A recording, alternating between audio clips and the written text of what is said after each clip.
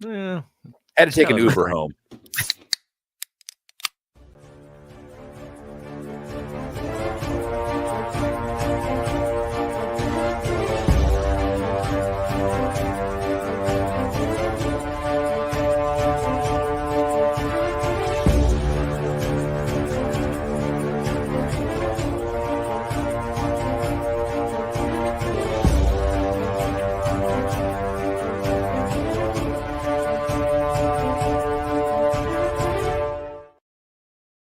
Hey, good evening, everybody, and welcome to the SCB Steelers Podcast presented by DEK Roofing Incorporated of South Florida.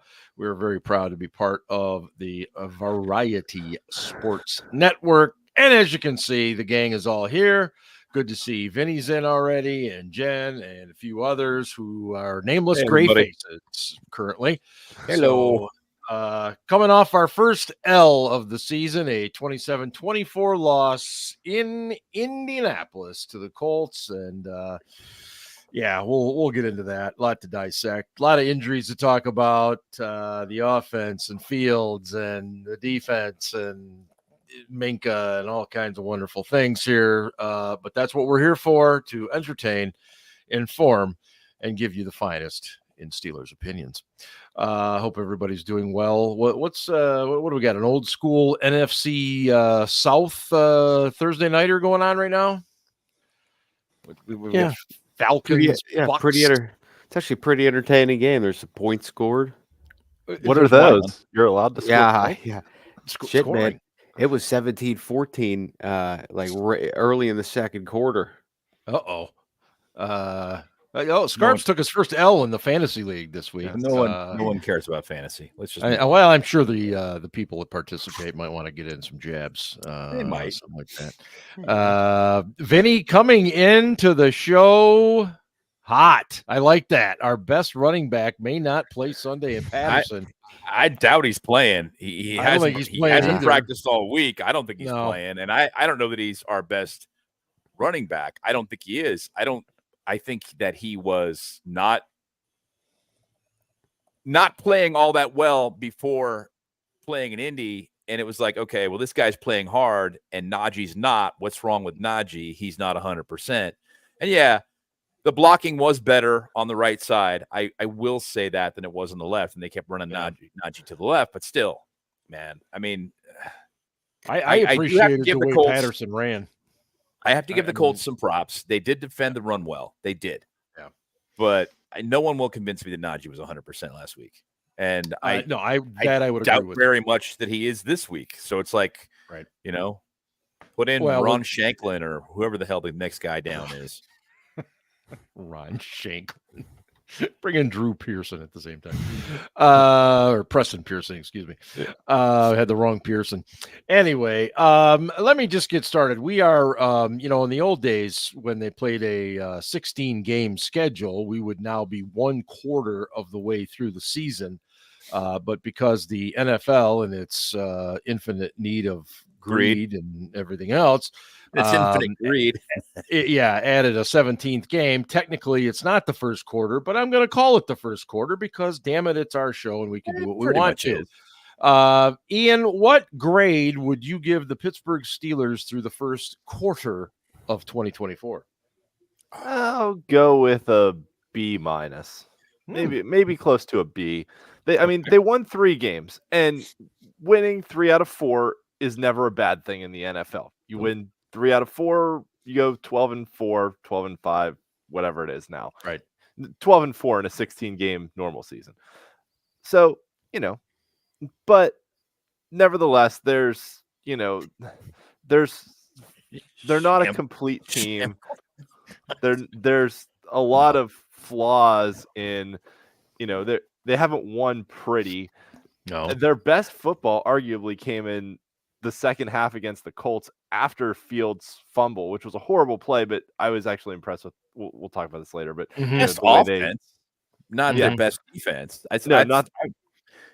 True. All right, let me answer the question. You'll get let Ian finish because we're gonna get to this. It doesn't make any sense. So I'm gonna go B minus because it's a passing grade. It's better than average, but there's still flaws and things to work on. Okay, so we have a B-. Scarps, you strike me as a very difficult grader. Go ahead. What do you got? I'm just gonna go with a C. Okay.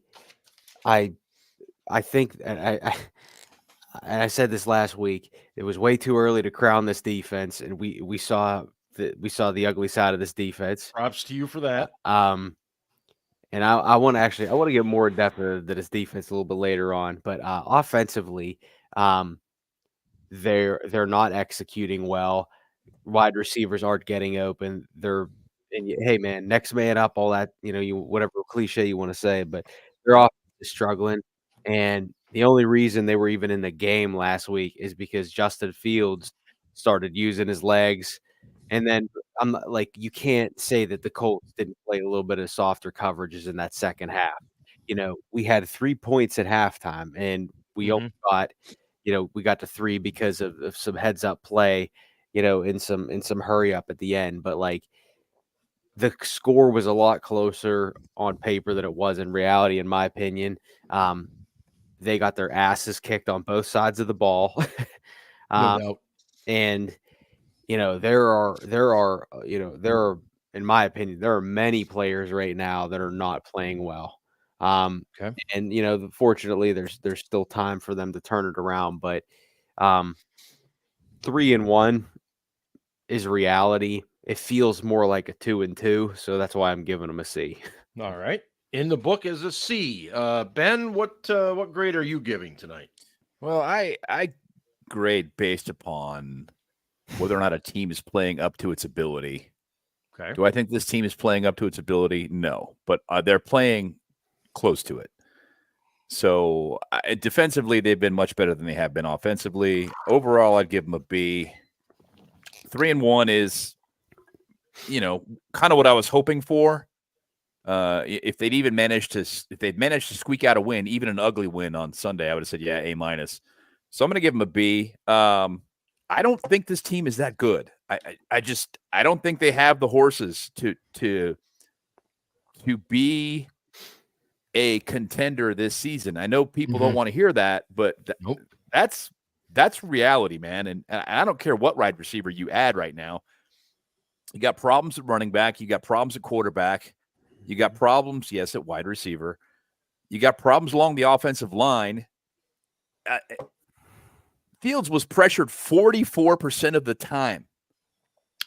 That's almost half. You have to give the Colts some credit. Yeah. They came in with a good game plan, and the Steelers could not stop a blitz to save their fucking lives. And they did a great job. And what the difference to me in the second half was, he started running. And rather than continuing to try and be a pocket passer, he went 1, 2, not there, running. And I don't even know if I don't think he was going to a third read. Maybe he was in his mind. I don't think so. I didn't think he was. And then they had to start playing him honest. Basically, okay, we're not gonna pressure this guy so much. We're not gonna give him so much room to get out of the pocket and take off and hurt us. And that was the difference. He had more time in the pocket because of that. Well, and I want to talk about Fields' performance in the second half, because I'm just going to say this, and I'll throw it to you guys. But you look at the numbers, and okay, the numbers are very, very impressive. They are, but there's some context and perspective that goes along with that. And I would say, to Scarp's point, I thought the Colts backed off a little bit in terms of the blitzing. You would also have to suggest that the offensive game plan is out the window because you're trailing by double digits. Right. So that makes a difference. So while I was excited about what he showed the capability of doing, I don't know how much to take from that. Ian, what would here's what I'll say. It's all right. Well, one quick point, and I'll drop it. Fewer guys blitzing, fewer guys rushing at him is more guys in coverage. Okay, that's true, but doesn't it give him the opportunity to move around more though too? In the pocket, but he's still got to throw it. Right. Right, but I mean, if there are 7 guys in coverage as opposed Yeah. to 5 guys in coverage, the coverage is going to be tighter, not Okay, looser. but okay. I would here. Go ahead, Ian. No, Ryan, Ian's no, going to make a make your counterpoint on this.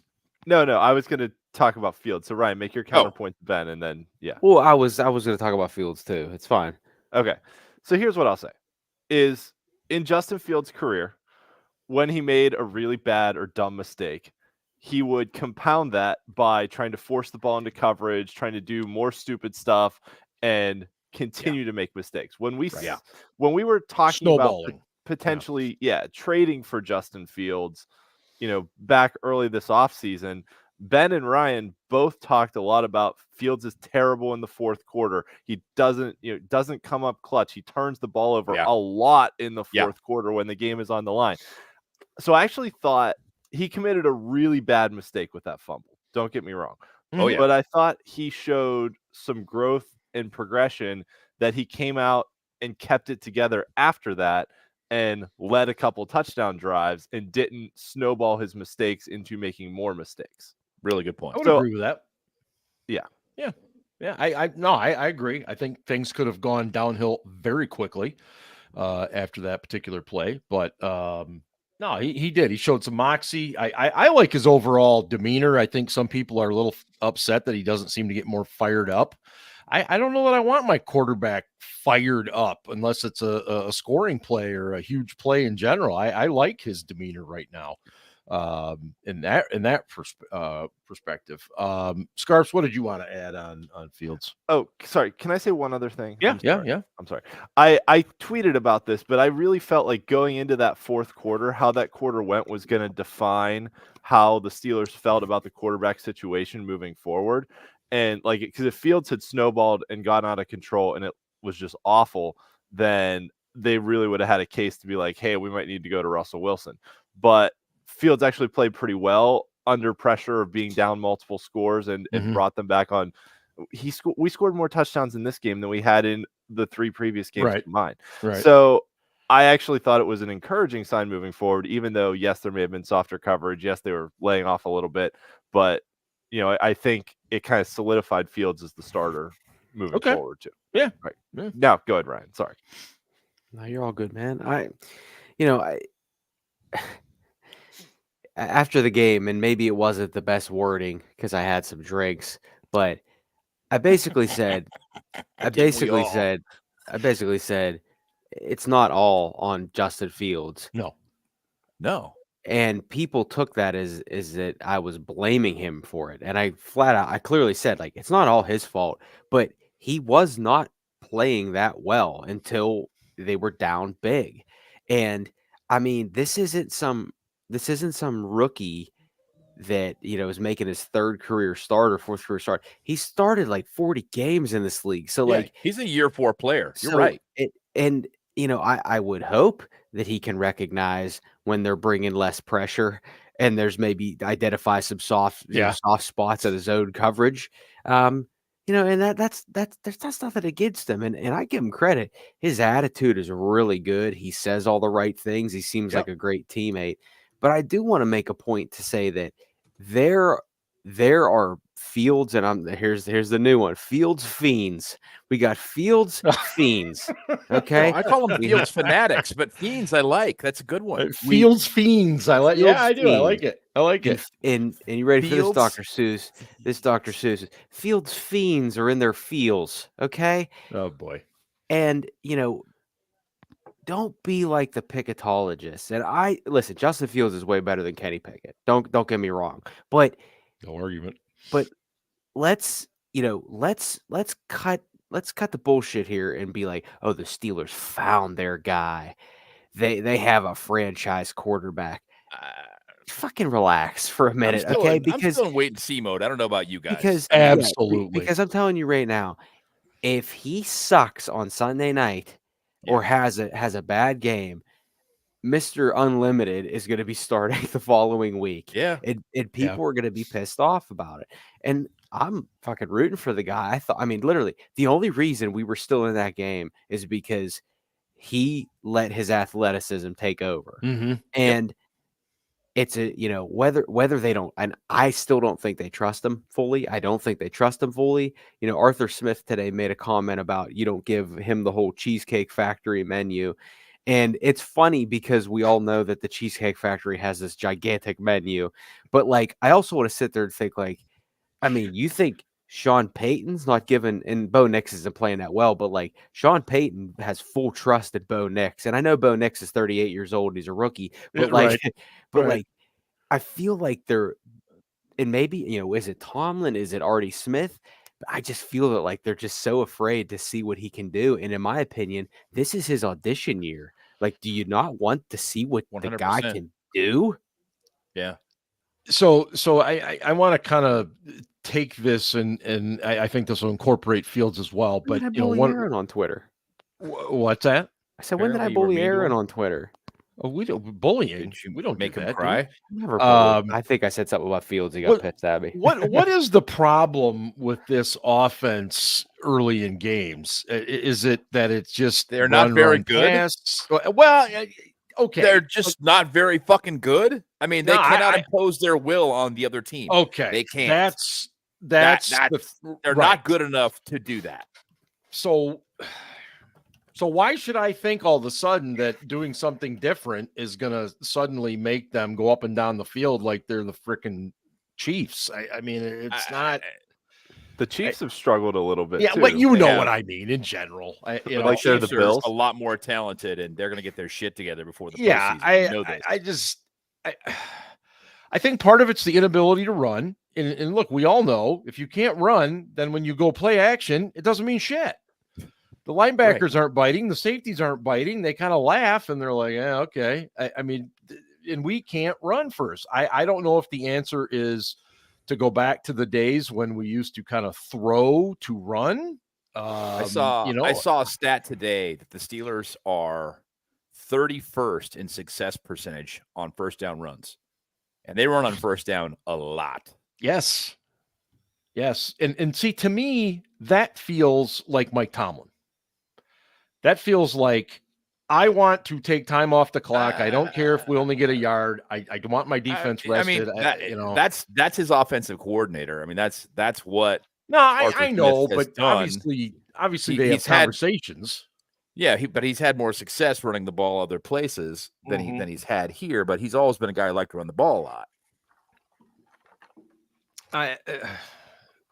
I don't know. I don't know if that's necessarily Tomlin, but there is definitely something to be said for the whole let's take time off the clock. Yeah. Let's play stingy defense. Let's not give up points as being as being his modus operandi, right? Yeah. It has since Ben left, that has absolutely been it.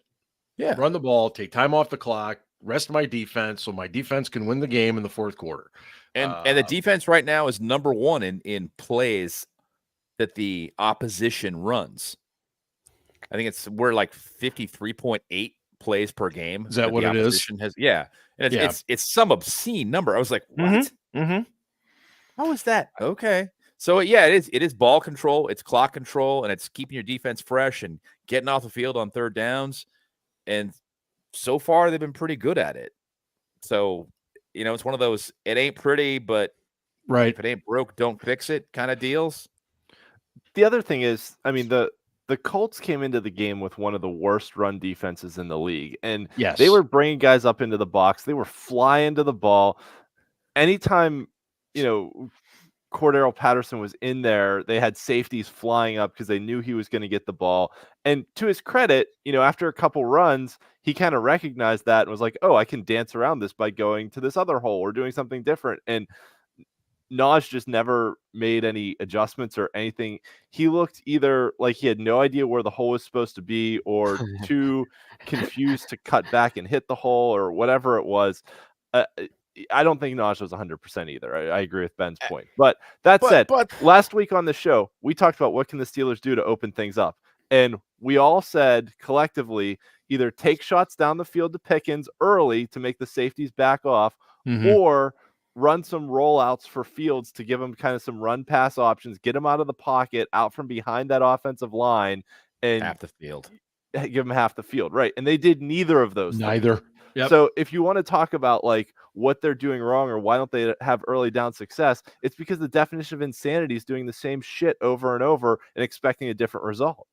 I mean, he did try a rollout on the first drive, and he had 2 guys on his ass before he even turned around to look downfield. Yes. Yeah. He turned his you're right. back on the defense to roll out this way, turned around, and he had 2 guys on him already. The blocking was that poor. The Colts seemed to constantly have a free guy coming, whether it was against a run or a pass. And it always seemed to be right in our face. I mean, it's almost like he was in the huddle, and I can't remember. Yeah. The And in the second half, as Scarps pointed out, they were sending 4. So all 3 pointed out they were sending 4, and they were running combo coverage or cover 3 behind it. So it was there were softer spots in the zone, if you will, but you still got more guys in coverage. I didn't understand why when they were coming with the all-out blitz, we didn't have hot routes that you could hit right now. Right. I understand that it ultimately falls on the players, but I'm going to tell you this right now: we got a fucking coaching problem. We got a coaching problem. We got a coordinator problem, and credit to the Colts. That was a Shane Steichen clinic, and it didn't matter whether it was Anthony Richardson, who has one of the highest ceilings in the league, or fucking Joe Flacco, who's 97,000 years old. Hopefully Baker Mayfield didn't just get hurt. If you give Flacco time, he will cut you up. Yes. And you know what? Terrell Austin didn't do enough to make any adjustments. No adjustments until the second half, and even then it was too late. Gus Bradley's a former coach. He had it going. Yep. So, again, man, I think what we're seeing is a continuation of a lack of execution, a lack of talent, and a lack of quality coaching. Because that's fair. Because they look. Not so much on defense, but to be fair, like they didn't look good the other day, but they just look like what they're doing. They don't know what they're doing, what they're trying to do. And,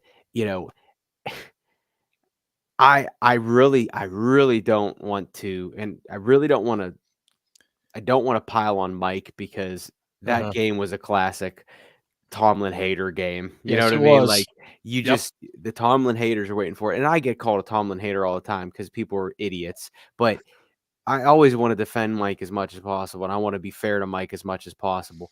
But I tell you what, you knew who came to play very early in that game, and it wasn't the Pittsburgh Steelers. Colts were coming off the ball. Oh, yeah. Shit. Yeah. They had all the momentum. They had all the emotion from the first series. And you could see it in Cam Hayward. I mean, when he starts getting that kind of, he starts doing this when he turns after a play and then they get gashed, you can just see he's pissed, he's frustrated. And you knew they had everything going against us at that point. And, maybe it's to the point you guys made during the week that, maybe the Colts were sick and tired of hearing about how great the Steelers defense was, and that we were going to go in and run the ball all over them. And, so sometimes guys actually care, about what's being said about them. We looked totally unprepared for Anthony Richardson to run the ball, which is shocking, because if you've seen the Colts play, they're going to try and run him, or he's going to run. Yes. Yeah. Would we have been better off with Richardson had he stayed in the game? I mean, all right, so the first throw that he made was outstanding, but then the second throw that he made, where he missed a wide open guy on like a 6-yard out route, it was like the quintessential Anthony Richardson series. He makes a really difficult throw and misses a super easy throw. Amen, Burner. I'm with you 100%. Yeah, there definitely would have been more turnover opportunities. We also didn't convert the one that we had when he put the ball on the ground and Patrick Queen didn't dig it out from under the pile. So, we had an opportunity there to change things around and didn't cash in on it. I think the ball probably would have been a little looser, but I also think that the way he was carving us up on the ground, I mean, it could have gotten a lot worse too. That, and I want, Ian, I do agree. I think that the turnover opportunities would have been better with Richardson still in the game. But I tell you what, Vinny made a point earlier. He said Joey Porter Jr. could have had 2 picks in the game. You talk about the coulda. I'm going to give Richardson credit on that first throw of the game because there aren't many players in this league that can make that throw. And whether Joey Porter Jr. was surprised that he threw it or he was out of, it doesn't matter. Bottom line is they were coming right away. Shane Steichen is like, I don't give a shit. Like and what's funny about it was that a couple of the guys, a couple of the Colts players had some sound bites during the week, and they said like, we're not worried about the Steelers defense, and I don't think they meant like trash talk, and I just think that they were confident in themselves. And of course, Steelers Twitter all week's like, oh yeah, just wait till TJ and those guys didn't do shit. TJ didn't do shit. And you know what? It can't always be on TJ. It can't always be on TJ. No, and you know what? He's half the player he is on the road than he is at home. Look up the stats. It's true. But like there are plenty of other guys on defense that are not playing well right now. And I'm not obviously I'm not saying that it's over or whatever, but no. Those types of games against your competition in this conference are telling because there's still 13 of those left. To this point here, Rattel talking about Flacco, this to me goes back exactly to what was already mentioned about Terrell Austin not adjusting. As was pointed out by Ben, Flacco might be 62 years old, but if you give him time, he's going to throw dimes. He is going to hit guys on those timing routes. We did not do anything in our coverage to knock them off the routes, and we did nothing to blitz or bring pressure on him until the second half. And to me, that's nuts. I don't understand that. I don't get it. It's almost like we're afraid to change on the fly, and we have to go in at halftime where most of us already know the NFL, there's very few adjustments anyway at halftime. But be that as it may, I was surprised by that. You guys talking about Herbig in the chat. Look, it's no surprise that they ran away from TJ Watt. Most teams do. But they definitely sensed something on that side with Herbig, who I think we all agree is a fantastic pass rusher. He's not a great run stopper. And that was made evident. They ran left a ton. Nah, we won't miss Highsmith. Why are you being difficult, dude? Because I'm so sick and tired of Steelers Sunshine Twitter just saying the most ridiculous bullshit. And it's the ones with the blue check marks that just engagement farm. They don't bring an original thought to the table. They don't do anything. It's always LMFAO, fucking no cap. He a Steeler. Casey's going to touch on this a little bit later. But it's just, they're so dumb. And well, you just described social media in general. It's all about just getting engagement. It is. And that's why me personally, I only really communicate with people who tend to make good comments or have interesting responses. I mean, because the people that just, you can tell immediately the people that are there just to bicker. I called somebody a bum the other day, and I think that's what people are there for. It's like their therapy to be a dick, and not have a good constructive conversation. That's good, Mark. The first step is admitting your problem. I'm glad that. Yeah, well, yes, I learned that through many years of therapy with my therapist, Ben Anderson. Can I do a real quick point? Of course. So, regular season only, Joe Flacco has faced the Steelers 22 times. How many times do you think he's had a quarterback rating of 100 or above?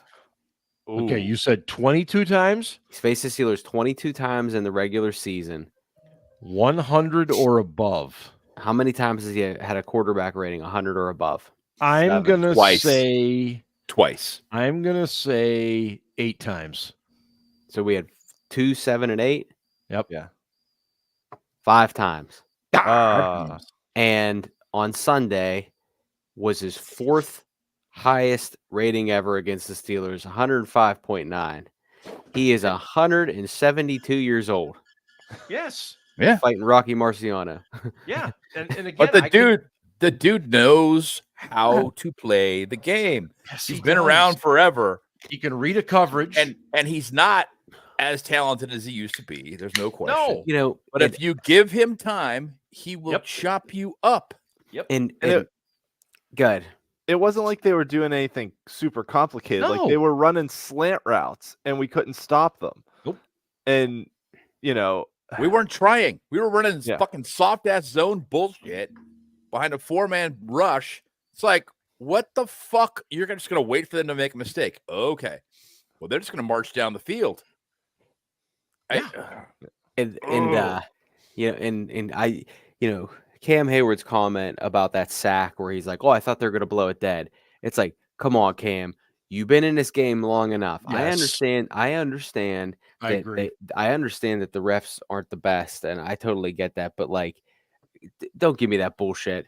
Like, like, But in his defense, there'd already been a couple of controversial. That's what I was going to calls say. against Yep. the defense, and now you start to get gunshot Well- because you're wondering if they're just looking for a fucking reason. they to also throw a called flag. a bad. They also called a bullshit roughing the passer call on Justin Fields. It shouldn't have been a roughing call. And didn't I think think so that's either. what Ben's talking about. I I think didn't think so either. I think, but it seems I thought like a Ben lot of the just calls. meant against us, but I get No. I just meant against the defense. defenses in general. I got you. yeah, it was a horrible call. Whichever defense was Yeah. on the field, it was Yeah. like, seriously. So you guys are just gonna like anything that might be there. We're just gonna err on the side of it probably was, and we're just gonna throw the flag. What the fuck? Since Vinny brought up Palomalu a minute, I do want to talk about Minka a second. And first of all, I don't want to speak for you guys, but I think I am. The penalty on him was ridiculous. yeah, he hit him with his shoulder. He hit him with his shoulder. He was pulling away. I mean, you can make the argument all you want to that he should have stopped. He should have done this. He should have done that. It didn't fit the guidelines of what unnecessary roughness is, in my opinion, at He all. didn't even hit the guy in the head. He hit him with Right. it was shoulder to shoulder. Which is what they tell you in all of the training stuff. Yeah. Keep the head out of it. Use your shoulder. And so I understand his frustration and Tomlin's frustration, who said this week in his presser that the NFL basically agreed with him. But again, it doesn't do you much good on a Tuesday. As far as his overall play, though, people are starting to get a little impatient because they think he should be making more splash plays. Ben, what is your opinion of his play through 4 games? I think he's playing great. Do I Okay. wish he was getting more picks? Absolutely. But I think he's playing great. Okay. I really do. I mean, Deshaun Elliott is a godsend because that dude just takes care of business. He's not does. flashy. He's not going to make a lot of big plays, but he just keeps taking care of business. He's super reliable. Yep. Mr. Steady Eddie. Yes. No, I agree. Scarps, what do you think so far? of Oh Minka? man, I'm gonna get hate mail. You're gonna get hate mail. You're not. today. It's fine. This is why Send- we're a great send show, hate because we mail don't to always Steel agree. Dad. That's right. At Steel Dad, send me hate mail. And I've said this on the show before. I think Minka is a good player. I think he's a little overhyped though, and I say that because he has always been fortunate to be in areas where the ball is, whether that's a TJ, pressure into a pick or whatever. Mhm. But I want to be real about this. He has 0 fumble recoveries or forced fumbles in the last 2 years. He has no sacks. He has 1 tackle for loss. He has no passes defense this year. Right now, when quarterbacks target him, they have 149.1 rating, and he's been targeted 11 times, which is tied for 5th most on the team. Mhm. He has no It's from quarterback. SIS. These or are PFR. these are Pro Football Reference. Okay. And then last year he had one quarterback hurry. He has no sacks. So he has 0 interceptions over the past 2 seasons. So Ben, is he playing great? I'm not going to say he's playing bad, but for all the people out there, and I know they play 2 different positions, for all the people out there that say, oh, Minka Fitzpatrick's just as good as Troy, you're high because I don't know that he is because okay. He is that's like he that's doesn't also a Hall of Fame talent, and I mean, not being as good as Troy isn't a sin. Doesn't make you not a good player. I'm not saying that. Just means you're not as good as a guy who's an all-time great. Bottom line is he is portrayed as this like all-pro safety. Well, I wouldn't agree with anybody that said that. He's not. He is. Minka is not playing at an all-pro level. He's not like he has. And I understand like people go, oh, that's box score watching. That's what literally quarterbacks are targeting him this year, and he's given up 150.1 passer rating on a target. Like, oh, Vinny, don't be too sunshine on me, babe. Come on, man. Ohio, I think it's a fair evaluation, though. I think, and I don't want to speak for Vinny, but I will. I think what he's saying is he's a very good player. He's just not producing at the level of his expectation. I think that Minka, and people want to say, well, he's just lucky because he's around the ball, and that's how he gets so many picks and this and that. Mm-hmm. Yeah, no, that ain't luck. He's around the ball all the time because he studies film and he knows where the ball is going and he runs at the ball. So why hasn't he done anything in 2 years? It hasn't. It hasn't materialized this year. I'm going to give you that. Okay. Last year, I blamed it on the fact that they put him in the box all the time, and I was like, "What the fuck?" Yes, that's fair. This year, I'm like, "Okay, it's gonna come, right? It's gonna come. I keep waiting for it, but the dude is around the ball all the time because he knows what the hell he's doing. That's all. Well, and he also happens to be a great athlete, so there's that. But is he as good as Troy? I'm not going to put Minka in the Hall of Fame yet. Let's just say that. No, Troy, you're a hater. Troy, yeah, exactly. Troy, it was pretty obvious early on in Troy's career. I mean, seriously, by like year 3 or 4, it was pretty obvious he was really special. A very special player. And it was like, okay, we got a really fucking good one. And that was especially fun because his rookie year, people said he was a bust. Right, because he wasn't playing a lot in the start. Yeah. And he looked confused. He was confused. Well, he admits it. He's like, yeah, they didn't play me because I didn't know my assignments. I was confused. He wasn't the first rookie to get confused in a Dick LeBeau defense either. I mean, remember for years, rookies rarely ever saw the field under LeBeau. But yeah, so what about the comparison of him and Ed Reed? Who? 2 different positions. Minka and Ed Reed. He's not as good as Ed Reed. Come on. No, he's not as good as Ed Reed. I'm not suggesting he is. What I'm saying is, did you say Ted Reed or Ed Reed? Oh, Ted Reed. Yeah, Ted Reed was a great actor. I believe he was on Soap. Love Boat? No. No, man, he was in the greatest film ever made, Caddyshack. I mean, come on. This is true. Well, we're waiting. Look. The reason I brought not Ted Reed. That was Ted Knight. I'm sorry. Ted Jesus. How did we get off on that? The reason I brought up Ed Reed is because of the fact when I look at Ed Reed, I see a Hall of Fame free safety. Okay. I see a guy that had a nose for the football. Dude was always in the right position. I know he was a Raven. He got some lucky picks, but he was always in position to make plays. Minka the ball was in the air because he got tipped. Ed Reed's right fucking there. That was a mistake. Don't do that. Mm-hmm. And that's all I'm saying is that I think that, we put Troy in a certain level at the position he played. I think you can put Ed Reed in a position that he played. Oh, God, yes. Minka's not there. Minka's a good player. Man. But he's not. Minka's really good, but he's not Ed Reed. Is he really good? Yeah, he's really good. I think Minka is a good football player. I think when he's got a guy like Deshaun Elliott around him, I think he's that much better. Again, look, he's had streaks where he goes every game. It's either a forced fumble, recovered fumble, interception, and he just hasn't had them. And so I don't know what that is. I agree with Scarps in so much as I would like to see some more passes defensed. I'd like to see him in front of the ball rather than waiting for the play to happen. And I don't know if that's coaching. I don't know if he's being coached to wait for it to happen and not jump routes or what the hell the deal is.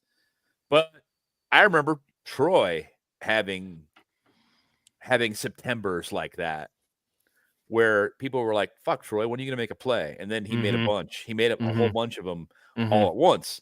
And it was like, okay, well, that's Troy. Minka hasn't had a pass defense since week 2 of last year. Yeah. I mean, you can't argue stats. Nope. I mean, you can argue stats. Yeah, sure. Oh, my bad. He had one against my bad. Sorry. He had one against the Colts. I didn't see that. Sorry. You can argue Colts last year. Melvin has asked twice, is Minka a top 5 free safety in the league right now? I think so. Yes. Yeah. I'd say he's probably 5th. No, I mean, no. Okay, you can name 4 guys that are better than him in his position. Probably based on statistics, I could. But again, I don't have him in front of me. I like Bates a lot. I don't know if he's better than Minka. I think he's playing better than Minka this year. The NFL is all about what have you done for me lately, and Minka just hasn't made those splash plays. As it should be. Best players get the accolades. But again, man, we could be talking about an absolutely 180 if he picks off Dak Prescott once or twice or forces a fumble on Ezekiel Elliott or something, and but that's what we expect. That's what we expect from him. We're talking about all pros from like a couple years ago. Like just because you once were an all pro, like that doesn't mean you're gonna fucking do anything. Like I'm not saying the guy's bad, but like I know what you mean. If the dude is so great, he's not making any plays. He's not making any plays. I get it. I can't argue with it, Scarps. He's not TJ Watt cannot do everything, and I've told you guys, like, I think TJ Watt is fortunate to a certain extent. Everybody's a little fortunate, but TJ Watt's fantastic. But the dude can't do everything. So when he doesn't have a great game, it all just can't be, well, TJ didn't have a sack today. Christ, what more do you want the guy to do? Yeah. If I'm TJ, I want out of Pittsburgh. I'm being serious. I'm being dead serious. Well, let me ask you guys a question. Is that blocking to grab a guy around the waist? Is that blocking to armbar a pass rusher across his neck? Well, there's an exclusion for the rip move, right? Which is so basically what the NFL has decided is, yes, the armbar you're just describing right now is a result of a player hooking himself because of the rip move. And I don't disagree with you. I think it's bullshit. Yeah. And I saw Watt twice on Sunday get held from behind. Yes. And there was no call. What I'm saying. That's not blocking. If a dude has your jersey, if a dude has you around the waist, you're fucking holding. Just throw the flag. And don't get me wrong, I've seen a couple of instances this year where the Steelers got away with egregious holding. Of week course. 1 in particular was the week that it was jumping out at me, and I was pissed because Watt wasn't getting any calls, Highsmith wasn't getting any calls, and then I was like, ooh, I just saw a really bad one by the Steelers. Okay, well, they're calling it fair because they're calling it the same way for both sides, right? But they were calling us for fucking holds on Sunday. They were calling us for holds the Sunday before that, and our guys couldn't get a fucking holding call. And that one on Jones when he got benched, that was ticky-tack bullshit. I still can't believe they called it. Yeah. Right. I just... Yeah.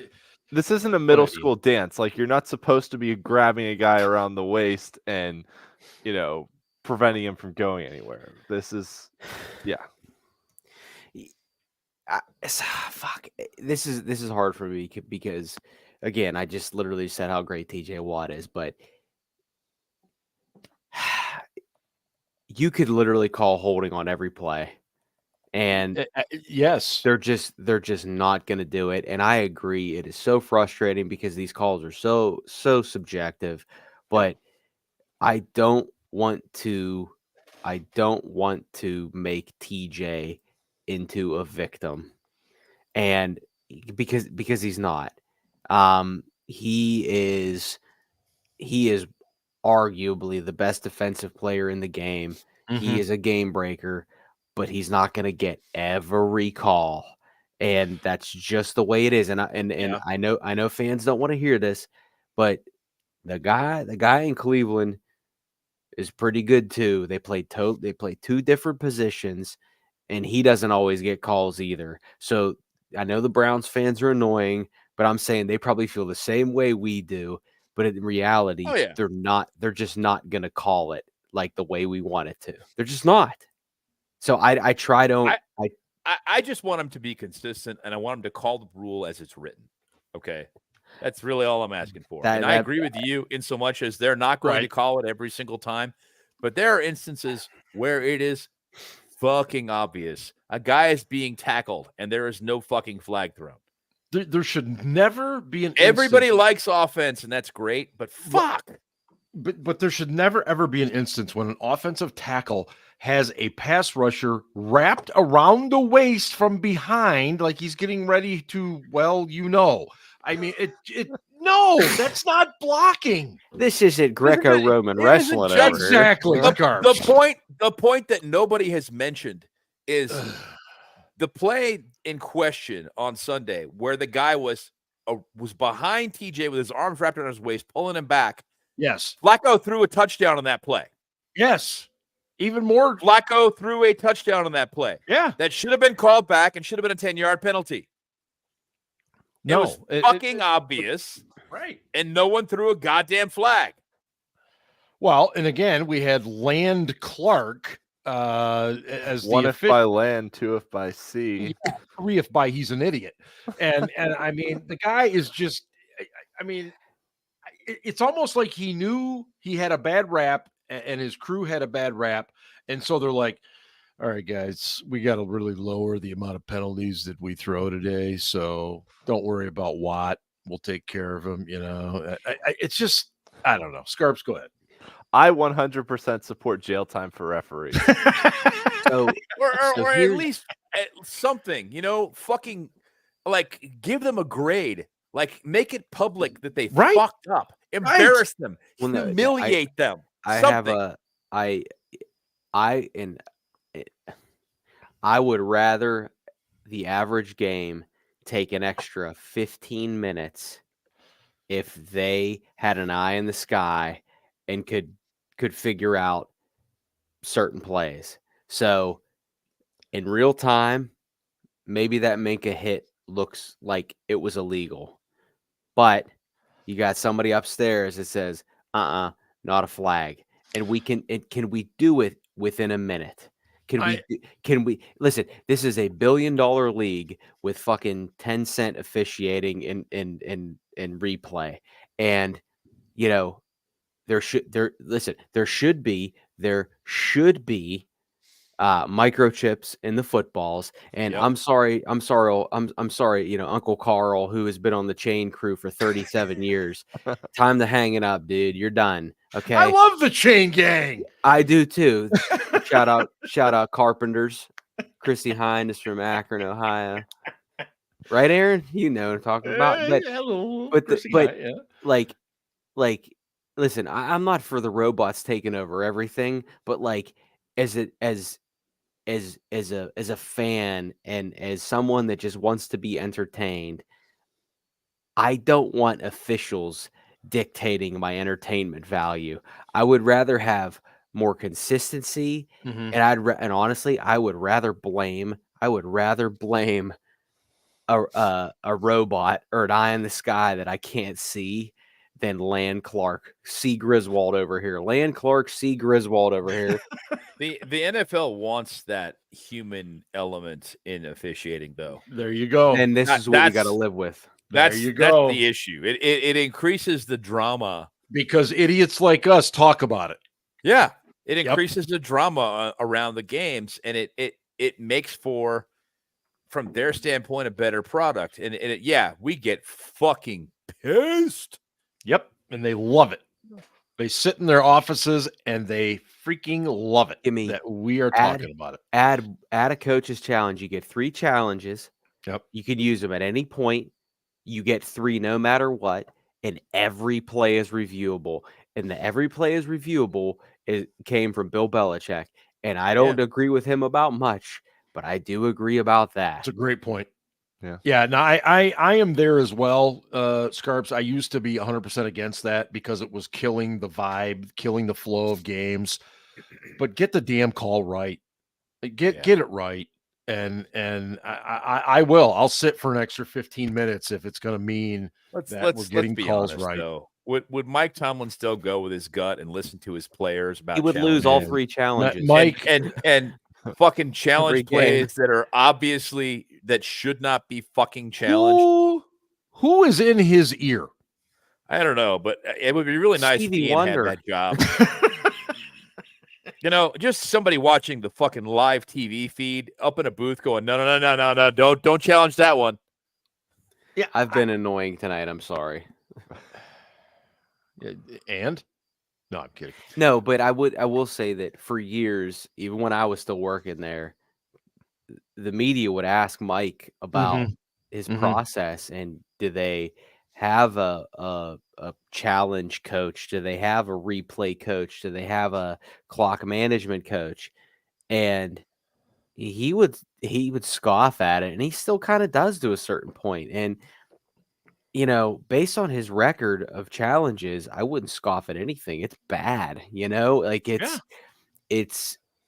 Well, he has somebody up in the booth, supposedly, who's supposed to be telling him this shit. Well, that guy needs. Wasn't it last year, Brian Flores? It was Flo, and then 2 years ago, and I don't know who it was last year, but he's supposed to have a coach up there watching the live TV feed who's advising him on what to challenge and what to not. Either that guy needs fired or Mike needs to listen to his fucking coach.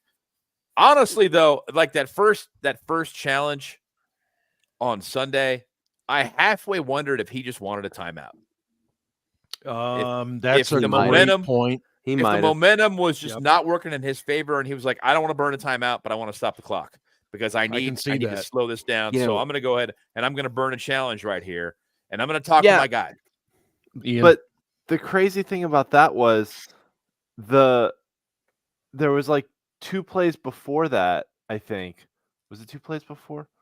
No, I'm thinking of something else. Sorry. But no, it was 2 plays before that because we turned it over on downs there. Right. So in the replay of the 3rd down run that Najee had looked like he fell across the 40-yard line. And I was actually kind of surprised Tomlin didn't challenge it based on that replay. And then they sent Fields out in shotgun, which was just dumb as shit on 4th and 1. Who the fuck runs 4th and 1 out of shotgun? What the fuck was that? I have no fucking clue. Didn't mind going for it there. I did mind. You got a quarterback who's almost 6'4", 230 pounds, has run quarterback sneaks over and over again. You need a foot, and you line up in shotgun. What the fuck was that? That's coaching. I got to give Scarps that one. Yes. Yeah, that was bad. I just didn't. I was okay going for it, but you got to get creative. And for God's sakes, who thought I would ever praise Matt Canada for his little, jet to Connor Hayward to ice that game a year or two? Was that 2 years ago? Yeah, against the Raiders on Christmas. Yeah. And it's like, my God, get a little creative once in a while. You're just going to put Fields in the shotgun and say, hey, go get me a first down. It doesn't work that way when you've got an offensive line that is so patchwork right now. They sent the fucking house on that play. Yeah. It was over quick. Who do you think is we had no hot route. Who do you think is a better coordinator, Gus Bradley or Arthur Smith? I'm well aware they coordinate different sides of the ball. Gus Bradley. I think Bradley. Okay. Who's a better coordinator or play caller, Shane Steichen or Terrell Austin?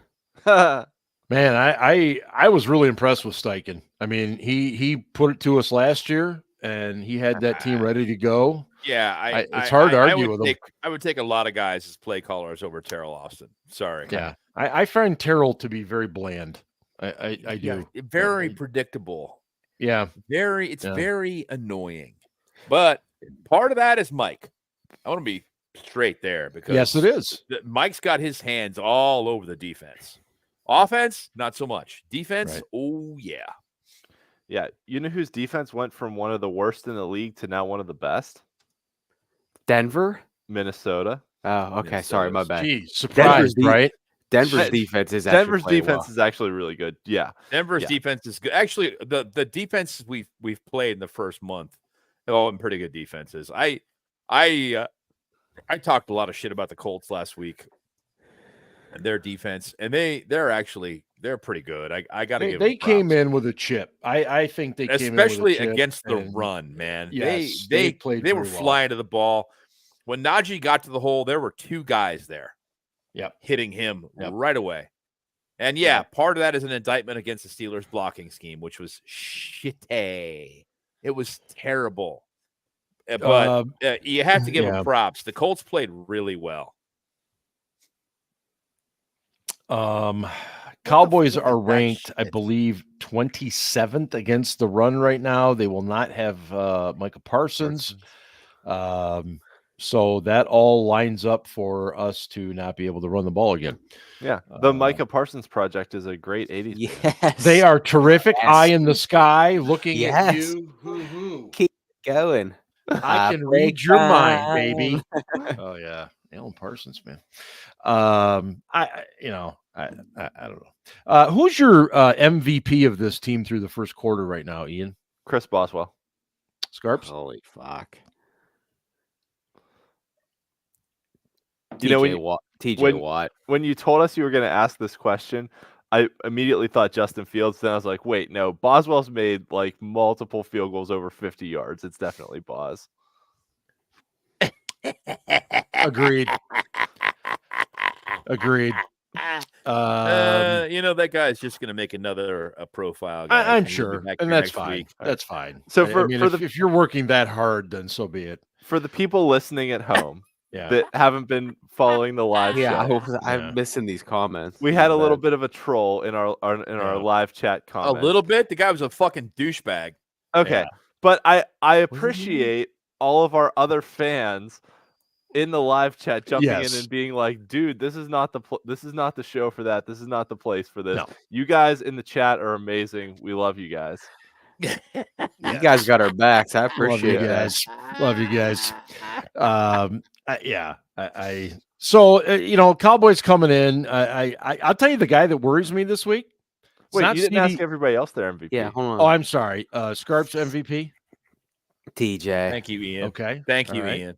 TJ. All right. Well, sometimes. And why the is that, host gets off. Scarpino? Because he's probably the best defensive player in the league, and he's allowed to have a not so great game, one in every 4 games. All right. That's fair. All right. Ben, what do you got? I mean, he wrecked every game except the last game. I really hate to do this, but Oh, boy. it's Pickens. Oh my god! Not so much that he's been productive. It's just He's the only having guy him getting on. open. Yeah. Well, he's the only guy getting open. He's the guy that makes the Steelers offense legitimate, and he's the only one. I mean, honestly, you could say Zach Frazier's. I see right where you're there going. because I he's don't having disagree with he's you. having a good year, but Right. Pickens is the only guy, skill player wise, that the opposition has to respect. Mhm. He gives them some legitimacy, and without him, people would just fucking laugh. Yeah. I mean, seriously, what if you had another Van? What if you had Van Jefferson on one side, Kelvin Austin the third on the other? What if you had another Van Jefferson at wide receiver 1, and you had Van Jefferson Jr. at wide receiver 2? Nobody. Are you fucking kidding me? No, Right. It would. Right. We would. we wouldn't have a legitimate offense at all. And it's not even good now. It's probably, 20th best or something.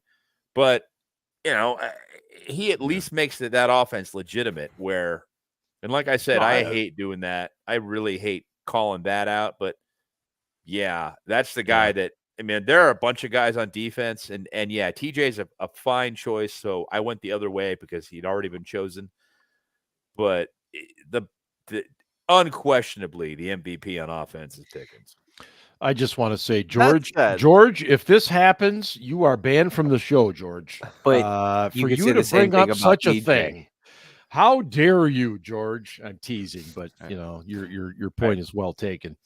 I have two points here. Yeah. One, I think we have to give Justin Fields some credit because he's converted a lot of third downs with his legs and also scored a couple rushing touchdowns on those zone read plays that probably wouldn't have been touchdowns if we didn't have an athletic quarterback like him in there.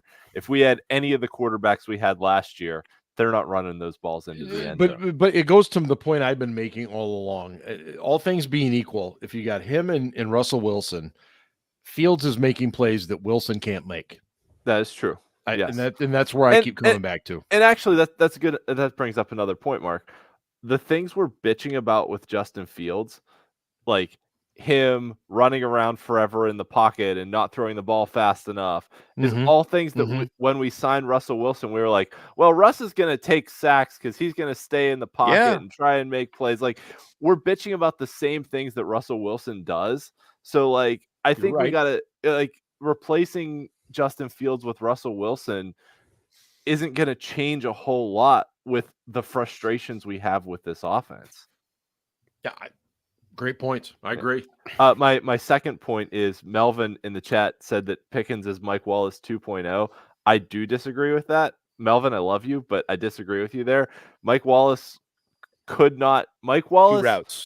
to turn was trying to steer the Titanic around the iceberg. Yeah, Pickens doesn't have the best feet, but I got you. No. Pickens can actually make some guys miss. Mike could run two routes. He could run a 9 route and a 7 route. He could run a go route and a post, and even his slants were not great routes. We talked about this before. The drag or the drag he ran against the Giants, I swear it took him 30 yards just to turn up field. That was his best drag route. Do you remember the drag routes he would run where he would catch the ball at one hash mark and then on the far numbers run into the third guy in the zone? He would catch it in front of one guy, run past another guy in zone, and then run straight into the third guy in the short zone. He could not move in space. He couldn't change direction. No, he just could not. The dude was fast as hell, but he could not move. He could not change direction. He could not move laterally. Yeah, and in Pickens the NFL, can do a little bit more of that. Right, a lot more. Pickens is way better route runner than Mike. Way better. And he's not great. He's not AB or anything, but he's way better than Mike. Mike was and that's where I was going with it. Melvin, I love you, but you brought that up in the chat, so I had to respond to that. As far as Dallas coming in, and the point I was going to make is, CD, I think, is a great receiver, and Elliott's a solid running back, if anything. But Ferguson, Doddle's their best running back. What do you mean? Well, touche. Ferguson, the tight end's the guy that scares me. Yep, because he's really good. And our history with tight ends, and that right there is the guy that concerns me this week. The guy that concerns me is Dak, because he's flighty. He's one of these guys that'll have a huge spike in production one week, and you're like, fuck. And I kind of thought it was going to happen last week, and it didn't, which kind of makes me wonder if he's due. And I'm like, fuck no. If we do what we did against Flacco, he's going to do that. Yeah. If you give him time, he's 100%. Yeah. He's way better than Flacco. Dak is real streaky. He'll have 3 really bad games and then go on an absolute heater for 5 games, but you never know when that heater's going to come. No. I mean, The one thing we do have going for us is it sounds like the weather's going to be really shitty on Sunday Very. night. Yep. They're about 70 degrees, winds 8 to 10 miles an hour, which aren't terrible, but we're looking at 90% rain. Yeah. Possible thunderstorms, and I hope we don't get that because then that delays the game. I see that now. Like, yeah, that's not good. Yeah. Ian, are you going? No, I'm not going. No? To this one. yeah. My dad's 74 years old. He can't do the night games anymore. That sounds like excuses to me, Ian. Come on. It does. If he's not going, I'm not going. So. Okay. Yeah, all right. You could take one of the kids instead. It's a school night, so no. Oh, but never stopped me. You could drag them in and be like, "Hey, listen, we're going to go to the game." It never stopped my dad from taking me, but exactly. It's all good. You turned out all right. You ready for this? Yeah. Shoot. You know I'm most concerned about? Two people I'm most concerned about. All right. Brandon Aubrey, who is he's the good. best kicker of the game. No He's disrespect solid. to Boz. He's solid. And then the guy I'm second most concerned about is Mike McCarthy. Oh. You got the homecoming game He's for coming Mike home. McCarthy. He's a Pittsburgh guy. And I will say this. I'll ask you guys this. What's the difference between Mike Tomlin and Mike McCarthy other than one has never had a losing season? Nothing. Well, I can tell you this. One beat the other in the Super Bowl. I can tell you this. You're right, but I wasn't even saying that. Mike McCarthy is 0-4 against the Pittsburgh Steelers in the regular season. That's a good stat. His only win is in the Super Bowl. Okay. Besides that, and I've said this for a long, long time, Mike McCarthy, Mike Tomlin, Sean Payton, Pete Carroll, and John Harbaugh are all the same coach. That's exactly right. That's exactly right. Yes. They're real similar. The only difference is that Mike Tomlin is the only one of that group that's never had a losing season. Yeah. So Mike McCarthy has done a great job of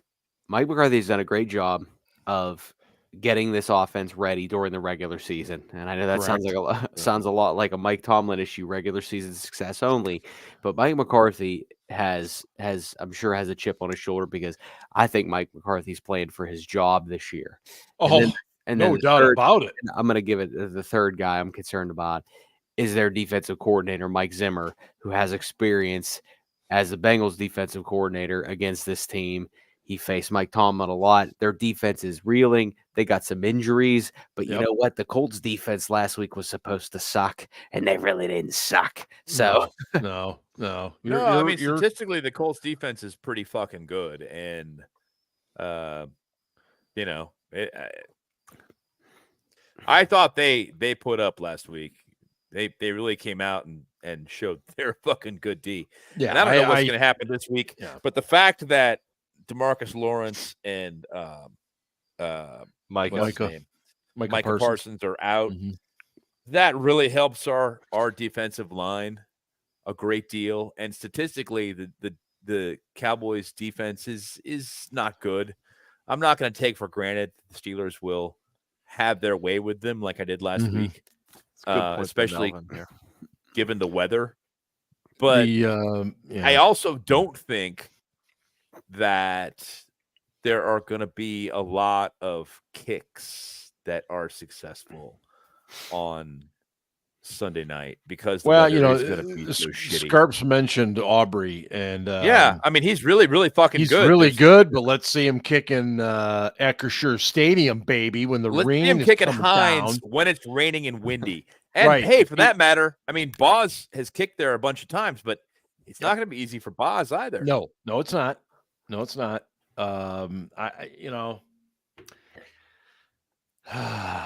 Last time Dallas came to town, I was at that game. I was too. That was a fake spike game. It was the fake spike game. That was when Zeke had that walk-off touchdown, right? He did. Yep. Yeah. He had a couple. Poor Sean Davis got trucked right at the line, or he would have had him. I do appreciate the fact that this is a primetime game because generally Tomlin teams do well in primetime games. Yes. Agreed. He is good in prime time.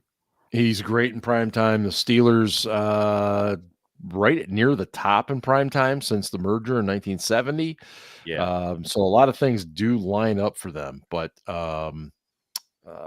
as far as predictions go, before we get to Mr. Casey Kasem here, Ian, what do you see happening on Sunday night? By the way, that's Mike Tirico and Chris Collinsworth. Vinny, I was at that 2008 game when we looked dead in the water, couldn't do jack shit. Deshaun Townsend. And then, Tony yeah. Romo. Well, Heath Miller scored the touchdown first He did. to tie it, and then Tomlin used a timeout, and we were all like, what the fuck's he using a timeout for? The game's tied, and then Deshae picks it on the next play, and it was like, holy shit.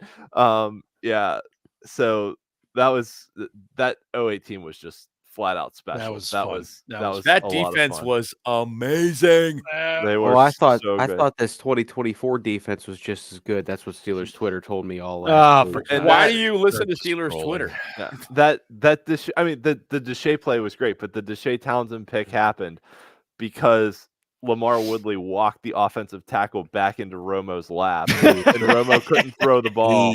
Lamar Woodley might be the most underrated Steeler of. I loved Lamar. He- Woodley. If he wouldn't have had the when he injury was- problem, When he was healthy, Lamar was sick. Yeah, the dude had some absolute python biceps. dude. I get why the Steelers wanted to keep him and wanted James to take a pay cut. I understood all of that even at the time. But then, I mean, when he got hurt. Yeah, after that hamstring injury, he wasn't the same. All right, Mark asked about predictions. Sorry, I started talking about 2008 again. That was what a season, man. I'll go Steelers 23, Cowboys 20. Fucker. So, Nail biter. You fucking bastard. You stole my score. All right. Well, couple field goals. We both get a couple touchdowns. Yeah. All right. Ben, what do you got? Steelers 23, Cowboys 20. All right. That was easy. Yeah. I mean, I think it'll be a close game. A few field goals, a few misses. I really think we're going to have some misses. Oh, if it's raining like they think it's going to be, there's going to be misses. Yeah. I would. Can I just say too? I would like to see them let Justin Fields run a little more no huddle. I know that goes against Tomlin's, like, I want to drain the clock and run the ball and stuff. But Fields, I think this was the first time we ran extended no huddle, and Fields looked pretty good in it. He did. So I think they should, as we're talking about opening things up more, I think letting him run a little more no huddle would probably be a good idea. Even just a little bit. It doesn't have to be every series. I mean, we were behind and it was necessary, but still. But especially nice. We'll be at home. Like, if you're at home, that's a good time to be like, all right, you got the home crowd behind you. You're not going to have to deal with silent counts or anything. Like, let's try and run some, why not put a little pressure on the other team? If you've got a lead, run some no huddle and score again so that you put pressure on them and they're starting to feel it, stress them out a little bit. Yep. I'm with you on that. Scarps, we need a score from you, sir. Man, I went against my better judgment last week. Me too. To try to appease our listeners. You all know I love you, but Mike Tomlin is really, really, really good in prime time, especially at home. Yep. Yeah. So it's really hard for me to pick gave him against 3 the Steelers. points. Yeah, it's really hard for me to pick against the Steelers in this. I think it's going to be closer, though. Of course. I have. Hold on. 17-16? No. Oh, that would have been a good I have the Steelers 24-23. Oh, right. God. Man, I'll never sleep Sunday night. That would be a nail biter. All right, Ryan has us scoring 3 touchdowns in this game. I just want to point that out here. Right. It's actually 8 got field 3 goals. touchdowns last week. Okay. 8 field goals. That is exactly why I am going 20-16 Steelers. Because I think it'll be a couple TDs, couple field goals. Okay, you know what? We all can't pick the Steelers. Give me 24-23 Dallas. Oh, for God's sake. Just to be a day. Fucking hater. I like primetime Tomlin. I think that's where it's where You it's heard at. what I said first, though, but I know. I can't jinx us. I know. As far as Fields' stats, I think it'll revert back. Aaron wants to know. It'll revert back to what it was in weeks 1 to 3. I think it'll be a little more conservative. As long as he doesn't fumble the ball and he's Right. a little more careful, I'm not going to put the bad snap all on him. I thought that was Frazier too. I agree. I think those two got to get in sync. Those two got to get in sync, man. And he's got to be ready for that ball. If it comes out early, he's got to be ready for it. He can't be looking at the fucking defense. If the ball comes out, he's got to be ready to go. You know, I think he's gonna have to be now. It's you're in fucking shotgun, dude. It's not. You've got time. You can see it coming. Get your goddamn hands up. Yeah. I will say, I mean, we have no running backs behind Naj right now. Oh, we didn't even talk about that. Scary. And, well, what are you talking about, man? We got Ron Shanklin or whatever the hell. Yeah. So who's a substitute teacher? You guys said to God. You guys said he is. I saw the story. He was. Yeah. And you like the guy a lot better. I heard that and I was like, okay, I kind of like him now. Ian, let me share this real quick. Yeah, go ahead. So a few years back, I get a chance to talk to Jack Ham. It was unbelievable. Okay. Somebody calls me and says, hey, he's doing these promos for Verizon or something. Do you want to talk to him? I'm like, fuck, it's Jack Ham, of course. And he is the most personable dude. He just wants to talk. He just wants to chat. How you doing? What's going on? You know, he tells me a story, speaking of substitute teachers, about Elsie Greenwood, who, by the way, needs to get in the fucking Hall of Fame. Yeah. All right. Anyway, I think if LT was still alive, he would have gone in before Don Michelle. Well, so he tells a story dead. about Elsie Greenwood substituting at a high school in Pittsburgh. He went one day, and the reason he never went back is because the kids set fire to the classroom that he was supposedly watching. What? Can you imagine kids going at Elsie Greenwood? They didn't care what he said. True story. True story. The video or the audio is out there somewhere. I'm sure I have it. That dude had the biggest hands of anyone I've ever met. Oh, my Lord. What? Yeah. Like, I shook hands with him, and like, I'm 6'3". I'm tall. I have fairly large hands. Yeah, me, and I didn't know you were that big. Ian's a tall drink of water. And like, I couldn't see my hand when I shook Elsie's hand. Like, Elsie's hands were gigantic. At any rate, you guys said about Fields you thought he would regress. I'm gonna go the other way because if Naj can't run the ball, like, Fields might actually have to be both our running game and our passing game in this one. Keep an eye on Jonathan Ward. He might get the call up this week. And I like the way he ran in the preseason. He ran nice in the preseason, yeah. So yeah, I think I'm just not confident in Naj and then no one behind him. I think we could see a lot of Fields, maybe not designed runs, but scrambles and stuff. I wish there were more design runs for Fields. Agree, honest man. with you. 100%. I'd love to see more design runs. Not a lot, but a handful at least. Come on. Well, something more creative too. All right. Yeah. I'll go. Aaron, I'll give you a prediction. I'll go 250 passing, 75 rushing for Fields. Ooh, whoa, that'd be a big day, dude. That'd be a big day. Wow. Well, think about it. He just had 305 and 59, right? So I'll go a little more on the rushing, a little less on the passing. Okay. All right. You know, all right. So I want to make, if anybody's watching the game right now, the Falcons had I think they had 10 seconds left on the clock. Yeah. They had 0 timeouts. They ran a pass play in the middle, and they spiked the ball with 1 second left. That is what you talk about, practice and execution in real time. So situational football. Are they kicking the field goal right now to win? Kicking the field goal right now. Okay. Young Hoku is about to kick this ball. All right. Young Hoku. We Young would, Hoku, by the way, all right, was listen, we would never, even in the Roethlisberger era, have been able to pull that off. We couldn't pull off 2 plays in 20 seconds in the Roethlisberger era. True. Delay of game.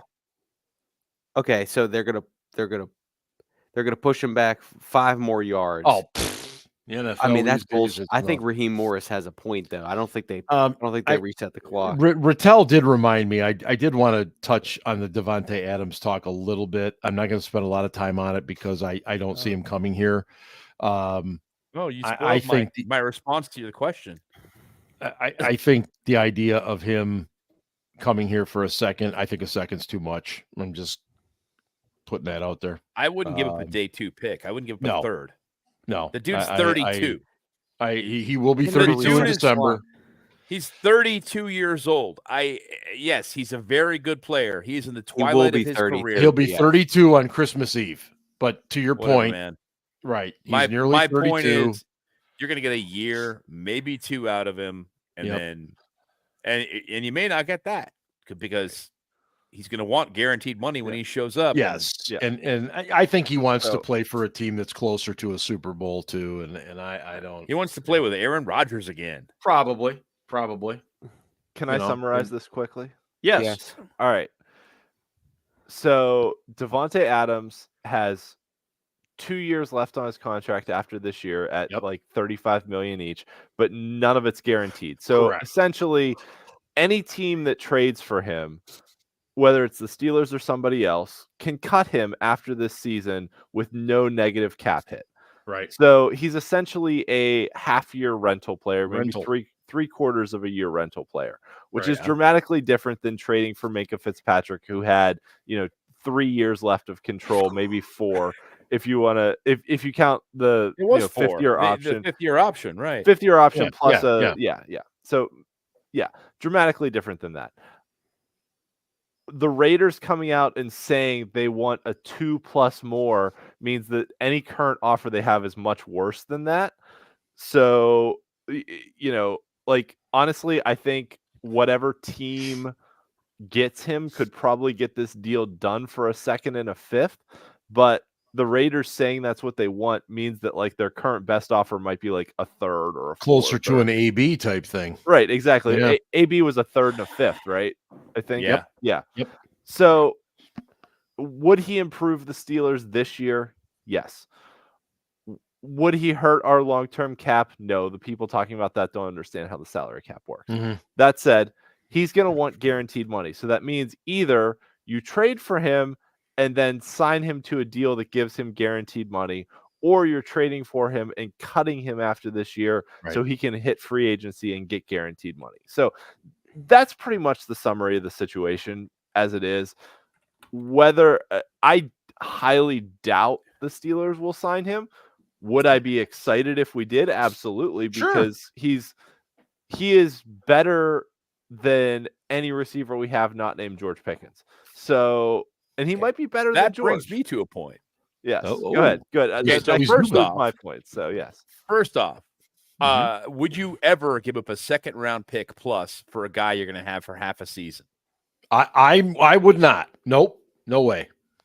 I completely agree with you. That's You're just fucking- me, and You're I'm not an doing it. idiot if you do. And then second, what about the people on Twitter who are saying, well, the Steelers could trade George Pickens plus a 3rd For fuck's sake.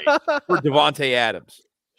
Yeah. George Yeah, let- Pickens Can I get is a beer before we do, Casey? But yes. Sure. Yes. George Pickens is I'd like to weigh in here, too, top-notch though. wide receiver talent who is 23 years old. I'll weigh in when I Versus get back. a 32-year-old ahead, Scarp. fucking wide receiver, a 32-year-old wide receiver who is in the twilight of his career. Very good player. Very, very Yes. good player. Still very Also, good some player. questionable hamstrings as well. But he's at the end of his career. You have to think about Yeah. that when you're making these trades, especially when you're talking about giving up a high round pick. And there's no fucking way. Listen, I know we don't have to worry about this because the Steelers aren't stupid enough to ever make that trade. Thank God. But So that would be if- theft. That would be All right. robbery without a ski mask. Just All right, for so shits and at giggles. what point? Yeah, I think Mark's gonna ask the question I was gonna ask. Go Yeah, ahead, Mark. and Ian, I'll throw it right to you. But just for shits and giggles, what would motivate you to make a deal for Adams? What would you accept as a hardcore Steelers fan? What would you say? Yeah, I'll take that 5th. deal. I would say a 5th. Okay. If we could get him, well. if we could get him for a 5th, that would be Yeah. a really good deal. Okay. And I also say a fifth because the Bears get our fourth if Justin Fields plays more than 50% of the snaps this year, which he's on trend for. He is definitely trending towards that. So I don't know if we can actually trade our fourth. But getting Davante Adams for a half year for a 5th-round pick is actually really good because some of our 5th-round picks haven't even made the roster out of training camp. So, sorry, Terry Hawthorne, if you're listening. Oh, the Illinois quarterback. Yeah, one of the biggest assholes of all time. Whoa, scarf. Okay, not sorry. So don't be Ryan, what you're sorry. saying is everyone we've drafted out of Illinois is a giant raging asshole. That's good. Especially guys that fumble in the Super Bowl. Wow. Is on. Casey prepared? Is he properly hydrated Ryan- now? I'm Ryan good, wanted but to weigh in on this. I did want to weigh in on Yeah. Davante Adams. Please do. You know, I know he's not walking through that door, but if Ben Roethlisberger had 4 to 5 years left of his career, and this was now, absolutely, I'd say trade it too for Davante Adams. But we're in weird times right now. We have no idea who our quarterback is going to be next year. Right. Good point. Could be Justin Fields, could be Russell Wilson, could be a rookie. I don't know, and that's fair to say.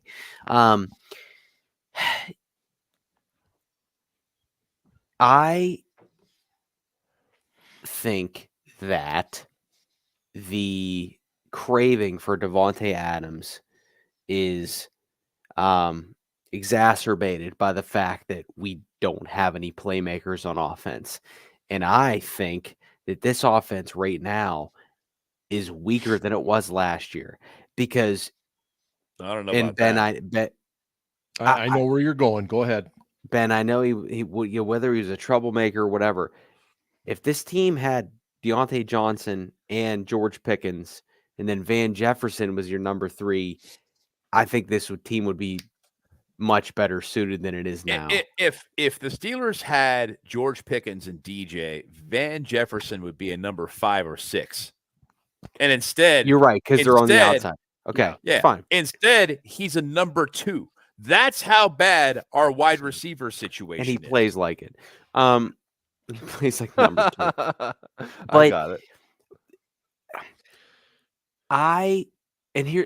The next thing is, okay, this is not a Brandon Ayuk situation either. No. Davante absolutely Adams. not. Davante Adams has no guaranteed money left on his deal after this year. He has a big cap hit, and yes, I understand that you can rework that deal, but oh wow, the Falcons about to walk it off. That's the most unbelievable thing I've ever seen in my life.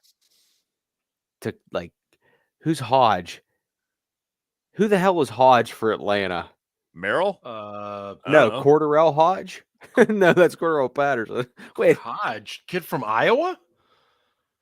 they just Kirk Cousins tonight threw for about 8,000 yards. I'm glad we got them in week 1. Right?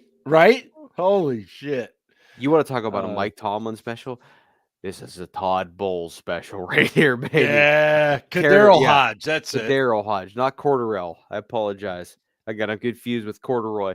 But I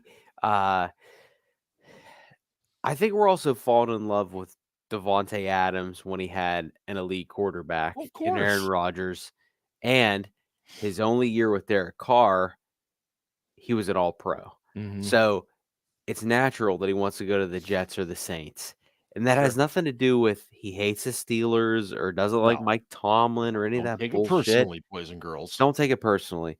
But this goes back to we just have no talent on offense. It's so bad. And we're going to talk about Casey's going to talk about Najee here in a second, but did anybody, by the way, I burped, even momentarily feel a little bit bad for Ben Roethlisberger on Sunday when he was shaking hands with Joe Flacco? Joe's still playing, and I kind of did because Ben had to hang out with Pat McAfee.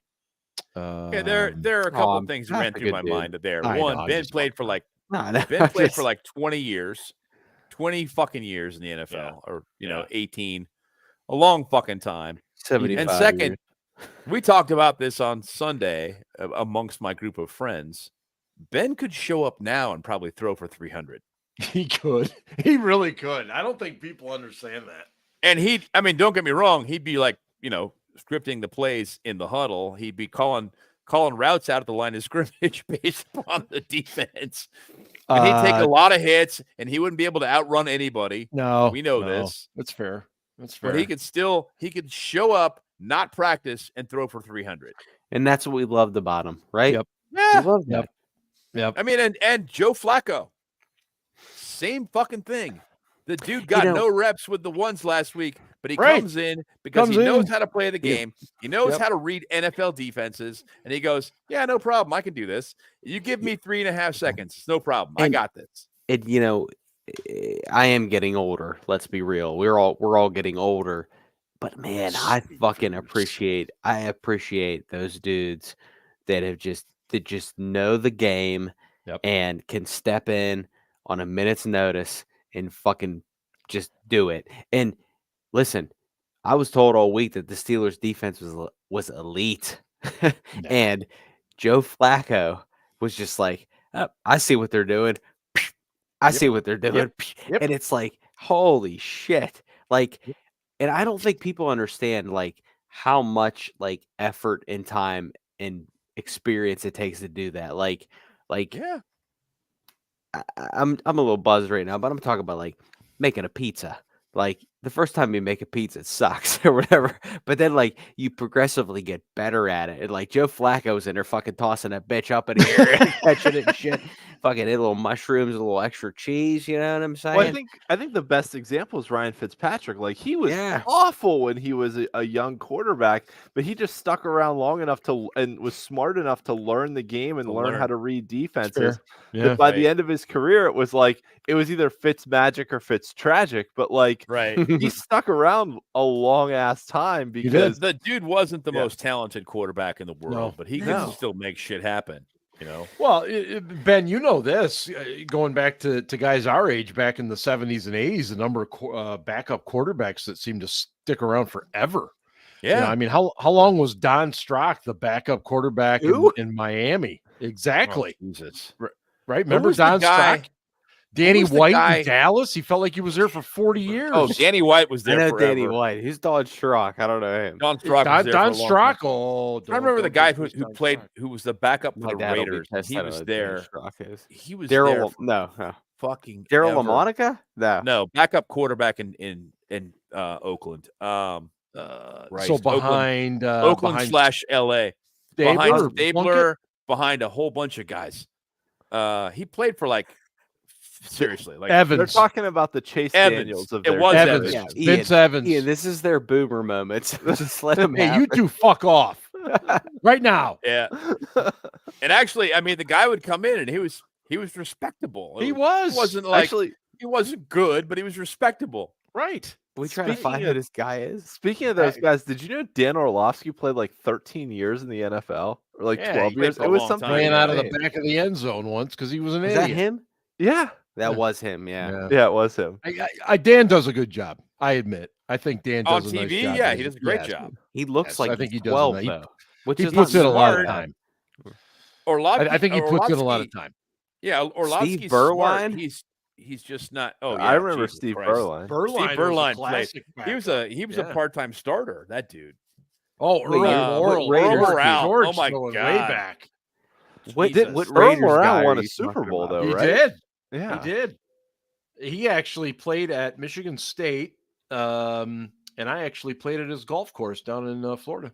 Oh, Yeah. look at you. What Raiders Arrowhead. backup are you talking about? Mark Wilson? BYU. Vince Evans. And he spells Vince his name like Evans. you do, Mark. M-A-R-C. Right, the correct I way. love it. We were Vince talking about Evans. Vince Evans. I think Vince Evans played with the Bears for a while too. Did he? I don't know. He think played so. 15 years. He was one of those guys that played fucking forever, and I'm sure made a good living. Vince Evans played from 1977 to 1995. Yes. Jesus Christ. Yes. This is even longer than I thought. Yeah. How many pass attempts did he have? 12? How many? He had four. No, Not he many had- more than that, Ian. He had 1,390 passing attempts. Okay. Right? Wow. Right? Yeah. Let's turn it over to Casey Kasem Oh, before we fuck. get too nostalgic here. Casey. Casey, let Yeah. it rip, man. I just hope we're not going to take it out on any 80s rock bands like we did last week with that whole 9 arms and they suck bit. No, we're not. That not. hurt. That We're hurt. not. That was a great joke, though. Mm-hmm. But I was in Dallas earlier this week Oh, for boy. work, and I did not meet Frank Beard from ZZ Top, so I was really upset about that. Casey's Coast to Coast, American Top 40. Hello, everyone, and welcome to the week that was October 3rd, 1985. I'm drinking a Southern Tier Double Xmas from I don't know what year, so Hell yeah, Southern let's Tier's hope- amazing. Excellent hope- beer. Excellent beer. Let's hope I survive. Our favorite correspondent, Ryan, is back with us again this week, and he writes, Dear Casey, Lord, I can't change. Won't you fly high, a free bird? Yeah. Casey, that's, of course, Leonard Skinner with the power ballad of all power ballads, Free Bird. But for Najee Harris, it's Free Birds. I'm sure by now you saw Naj give Colts fans the double bird on his way out of the tunnel last Sunday. If you watch the game, it's like he stayed in the tunnel That was because he absolutely sucked. that was 13 attempts, 19 yards. Naj has been worthless. Who does he think he is? Patrick Queen? Oh, Wow. Colts players said Cordarrelle Patterson ran harder. Yikes. The soon-to-be 33-year-old Patterson did have a few nice runs, which is how I like my spicy food.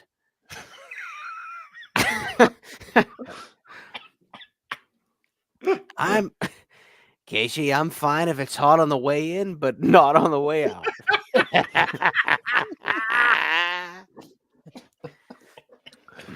Speaking of fire emojis and Cordarrelle Patterson, he did his best impression of Steelers Twitter by joining the fun this week and saying that Davante Adams wants to be a Steeler. Casey, as if I needed to hate this team even more.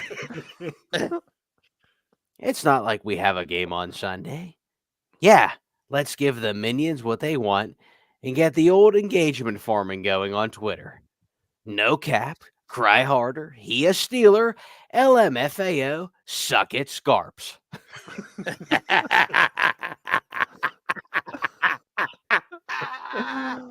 Oh, This team has become a social media team. And before you say that's not true, even the old guys talk. Who could forget TJ Watts? Nothing I'm not used to. TJ, it's a good thing you play football because grammar is not your strong suit. How many times does Cam Hayward tweet about being disrespected each offseason? They always have something to say online and in the locker room, but when it comes to actually winning big games, they're as worthless as George Pickens' ball security. Oh, But hey, he makes fire posts online, so he's automatically Jerry Rice. Pickens isn't even basmati rice. He's slightly better than Minute Rice, though. He's one of the most overhyped Steelers of all time. Actually, this entire group is overhyped. Uh-oh. Never won a thing and never will. Well, Ryan, keep your feet on the ground and keep reaching for the stars. Hey, keep your radio tuned right where it is. Making their debut on American Top 40 this week at number 38. Here's Hart with Never. wow. Jesus, man. Wow. There's going to be some hate mail over this He's one. taking no prisoners this week, man. Holy shit. Okay. And on that note, thanks everybody. We've just spent 98 minutes regaling you with wonderful opinions over on the Joe Pittsburgh Flacco. Steelers and Joe Flacco and whatnot. Anyway, thanks everybody that was in the chat. We love you guys. You're awesome. And thanks to everybody that tunes in on their own, whether it's audio or video. We much appreciate you. You guys in the chat, like, took care of a troll tonight that was being a jagoff, and you guys were just like, this ain't the for that. Yeah, like, Melvin's got a point. Melvin, I Scarps could have, called him or something, or Melvin, I had no idea, my dude. I'm so sorry, dude. I feel I had no idea, man. I'm so sorry. Well, hopefully next time. Melvin, Anyway, you make can sure keep you texting me all you want during games. Right. Yes. Right. Melvin texts me during games. I'm like, this is amazing. It's the best thing. Well, Melvin and I talk at halftime every week, and it's fantastic. And he does. He has some good food, some good drinks there at his destination. I don't know if it's quite up there with what Ben has every week with his crew, but anyway, make sure you check out the website steelcityblitz.com and check out the socials and all that other good stuff. And hey, the Steelers will play this Sunday night, prime time, 8:20 p.m., and we'll have all the coverage for you coming up next Thursday night. Thanks so much, everybody. Have a great night, and go Steelers. Ravens suck. When do they play? Except anyway? they don't. They've kicked the shit